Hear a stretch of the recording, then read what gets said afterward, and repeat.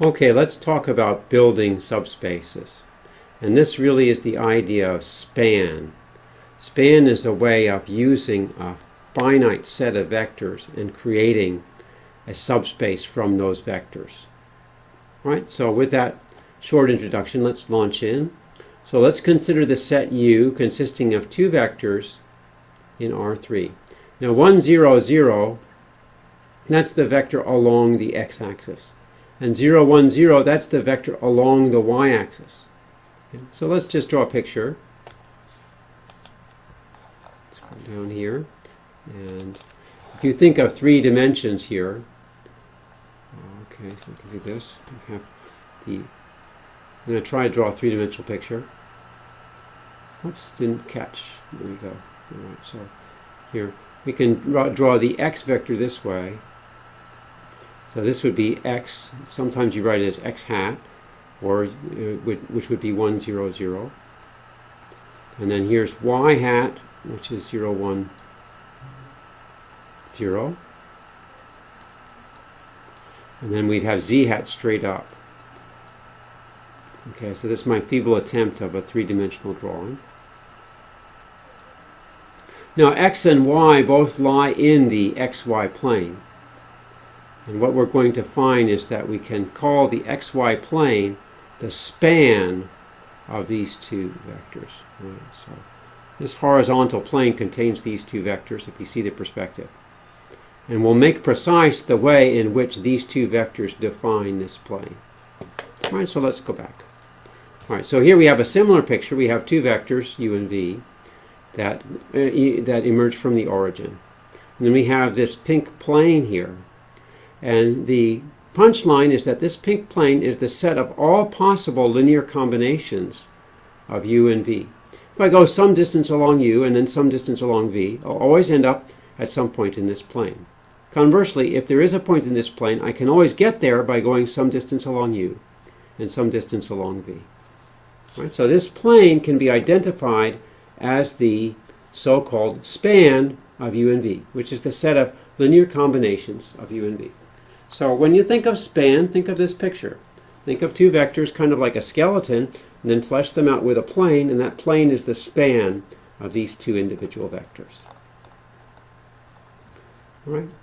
So if we think of the vectors in U define the xy plane, so this is kind of the same thing with what I said, that the span of these vectors 1, 0, 0 and 0, 1, 0 is the set of all possible linear combinations of x times this first vector plus y times this second vector. And in fact, if you write that out, that's the set of all possible vectors x, y, 0, which in fact characterize all the vectors in the xy plane. Right? So what we've done here with these two simple vectors, 1, 0, 0 and 0, 1, 0, we can do with arbitrary vectors, and in fact we can do with an arbitrary number of arbitrary vectors. So here's the general definition. Let V be a vector space, and let S be some subset of V. And then the span of this subset of vectors is the set of vectors, the set of linear combinations of the vectors in this set. So just imagine this, for instance, if you imagined another vector coming out here, you could also do linear combinations. It's hard to imagine higher dimensional spaces, but the principle is clear. We're taking vectors and fleshing them out with linear combinations. Okay, so let's look at this example. Let V be an R3, and let X be the x-axis, big X is the x-axis, and let P be this other vector, 0, 1, 0, which is the vector along the y-axis. Now if I take S equals X union P,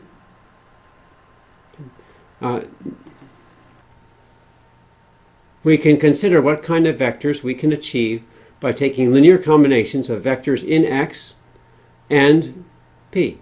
So for instance, the vector 2, 3, 0 is in the span of S because 2, 3, 0 is 2, 0, 0, which is in X, plus 3 times 0, 1, 0, which is P, which is P.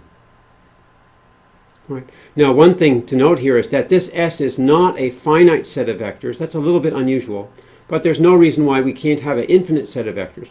The set is infinite because the x-axis is the set of all vectors along the x direction, which is an infinite set of vectors. Right? So we can still, in fact, write any vector in the xy plane as a linear combination of vectors in this set S. So the span of this big S is, in fact, the xy plane. All right? All right, now here we have what's called a lemma, which is kind of a helping result. It's not really big enough to be a theorem, but it is important, introduces an important concept. And what it says is that for any subset S contained in the vector space V, the span of S is a subspace of V. All right, and you can go through the details here, but the idea is span takes linear combinations of vectors in S. And we know that a subspace, in order to prove a set is a subspace, all we need to do is show that it's closed under a set of linear combinations. But span explicitly says that I can take any linear combination, and that's in the span. So span by construction is closed under arbitrary linear combinations, because if there's a linear combination, I throw it into the span. Right? So this idea of span is inherent in this idea of span is closed under linear combinations. And subspace also is based on the idea of closed under linear combinations. So these two things are the same. Right? So the span of S is a way of creating a subspace from any set of vectors in a vector space. Right? All right, now, here's an example. For what values of A does the span of these three vectors equal to R3? Right? Now, span means the set of all possible linear combinations here. Right? So if we want these three vectors to span R3, that means that any vector in R3 can be written as a linear combination of these three vectors. Right? So what we should do is form a linear combination of these three vectors and set it equal to an arbitrary vector. So here we have an arbitrary vector x, y, z, and a linear combination of these three, well, we could choose constants r1, r2, r3, such that, so here's r1 times the first vector, plus r2 times the second vector, plus r3 times the third vector, equals x, y, z. Now understand what we're doing here. X, y, z is a given vector. That's something that Joe gives to me, and he says, okay, given this x, y, z, find these three coefficients, r1, r2, r3, that make this true. So the x, y, z are not the unknowns, these are knowns, these are givens. The unknowns are r1, r2, and r3. Now we can re-express this equation here, this vector combination, as a matrix vector equation. This should be familiar from past chapters, that we can arrange these three columns into a matrix where each column of the matrix is one of these vectors. And then the constants, r1, r2, r3, we can arrange as a column vector. So you can work out that, in fact, this matrix vector equation gives me the same system of three equations that this vector equation does. Right? Both of these are really showing three equations in three unknowns, in the three unknowns r1, r2, r3. Now we know from past theory that if this matrix is invertible, then we can always find a solution, r1, r2, r3, for any x, y, z. And if this matrix is not invertible, then there are some vectors here, x, y, z, that have no solution. Right? So a necessary and sufficient condition for r1, for these three vectors to span R3 is that this matrix is invertible. Okay? Matrix being invertible means the determinant is not zero, and we can compute the determinant of this matrix using cofactors or some other method. The determinant turns out to be minus 2a minus 3 times a plus 1. So if a is unequal to 3 halves, or a is unequal to or minus 1, that means the matrix is invertible. So whenever a is any number besides minus 1 or 3 halves, this matrix will be invertible, and these three vectors, this, will span all of R3. All right, so we've shown that span, the concept of span, can be used to define vector spaces. Now there are other ways of building subspaces. One is called the kernel of a linear map. All right, so this may be a new word for some people. Suppose I have a linear map. Linear map is a function that satisfies the linearity property. If you remember the linearity property, it's right down here. L of this linear combination of vectors is equal to the same combination of the linear map applied to the individual vectors. So L is a function or mapping that satisfies this linearity property. Right? Now, suppose L of u and L of u prime are both equal to 0. And that can happen. We saw before that, in fact, these planes here can be considered as the kernel of a linear map. Let's go back there and see. Look at this. This XYZ, this is the set of XYZ such that this linear map acting on XYZ gives 0. Right? This is a linear map here defined by this equation, ABC times XYZ. That's a linear map. And the set of XYZ where this is 0, that is the kernel of this linear map. Right? It's a matrix multiplied by vector, so it's a linear map. The set of for which that result is 0, that's called the kernel of this linear map. So in this case, the kernel of this linear map is a plane. Now in general, the kernel of a linear map will not be a plane. It could be a line plane space, but it's also always going to be a subspace. And what is shown down here, get back there. What is shown down here is that, in fact, if I take any two vectors in the kernel, that is, any two vectors whose map to 0 under L, then the arbitrary linear combination of those two vectors will also map to 0. Okay. Let's draw a picture just to put this in perspective. We've got a linear map. Okay, let's do this. Sorry. Just scroll down a little bit. All right, so we're going to have a vector space here. Let's see, where's my, okay. So a vector space here, V. And I can have, it's a linear map, so it can go to another vector space, W. Now, suppose I have U and V. Here's U, or he has U and U prime. And there's a 0 here somewhere. That's the 0 vector in W. And suppose both U and U prime map under L to this 0. U and U prime both map to this 0. So this is L. This is LU, and this is LU prime. It's not LU decomposition, it's the function L applied to U. The function L applied to U prime. So if I take over here any vector of the form AU plus BU prime, what does that go to? Well, it turns out that L of AU plus BU prime also goes to the origin. So L of AU plus BU prime is also equal to 0. So that this property of going to 0 is closed under linear combination. So the set of all vectors that go to 0 under this map L, and this linear map L goes from V to W. Set of all vectors that go to 0 under this map is in fact a subspace of the original vector space V. And you'll be seeing more examples of that as we go along. Right?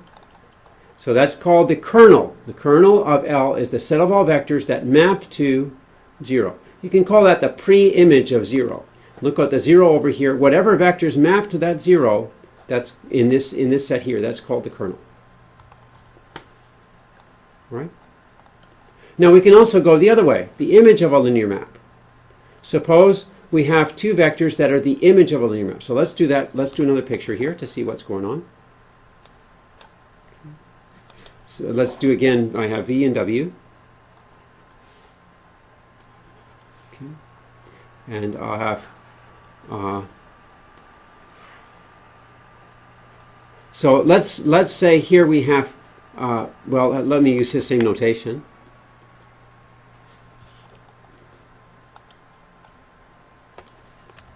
Yeah, it looks like he has V in the domain and L of U in the range. So he uses U and V. So let me do the same thing he does.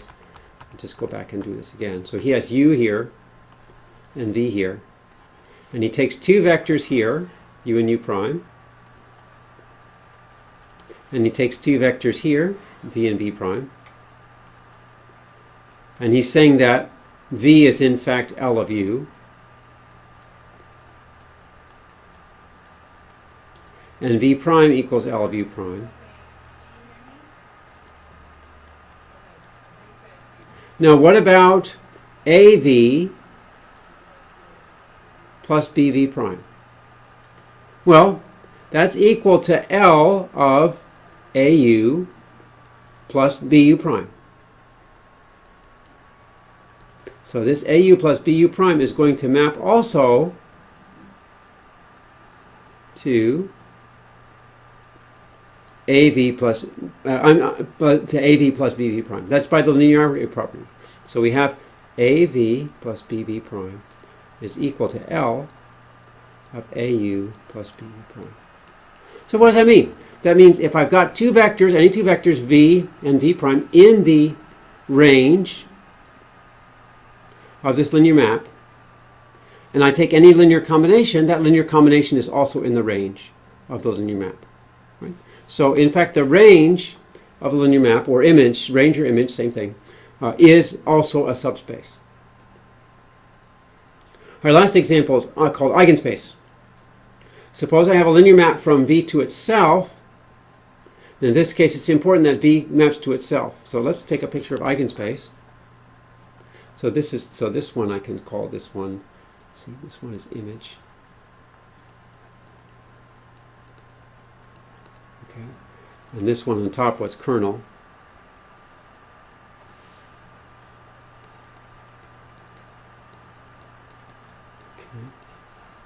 And then we also have Eigen Space.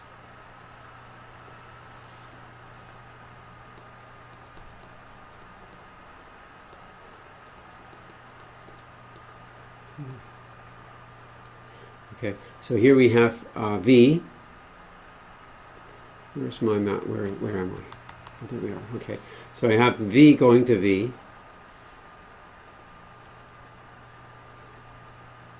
Okay. Now here we have 0 here. Okay. Now of course 0 goes to 0 under a linear map L. Now in some cases you may have a vector, little v, that goes to a constant multiple of itself. And that would be kV, something like that. Now why is this special? Well, we'll find out later that this is a very important aspect of linear maps, that sometimes the linear map simply scales the vector up or shrinks it down. So in this case, V is an eigenvector with eigenvalue k. So in this case, LV equals KV, where k is a constant. So that means that V is an eigenvector with eigenvalue k.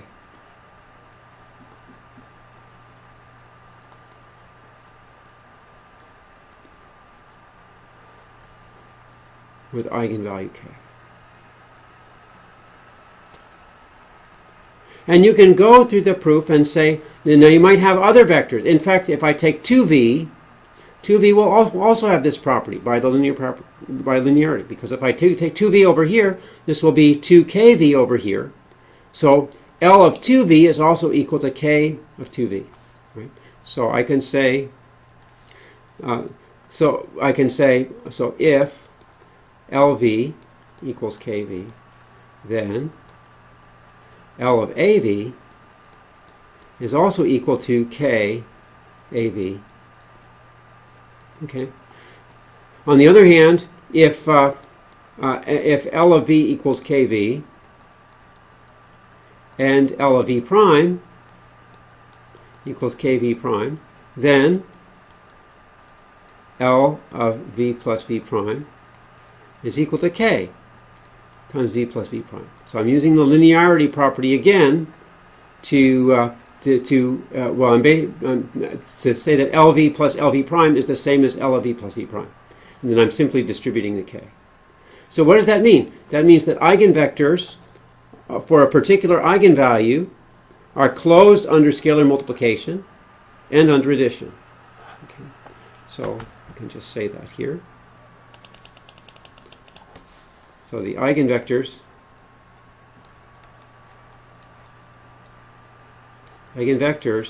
for eigenvalue k are closed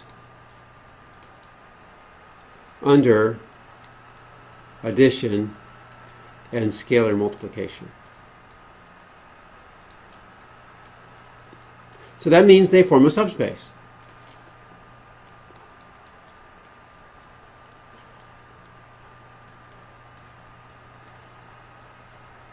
Now it's important here that I said for eigenvalue k. You can't mix two different eigenvalues. They have to be for the same eigenvalue. So he makes that same point here. He uses lambda instead of k. V lambda is called an eigenspace. It's the set of all vectors which are eigenvectors for this particular value lambda. Okay. So we'll be talking later about eigenspaces, but I think that's enough for this video.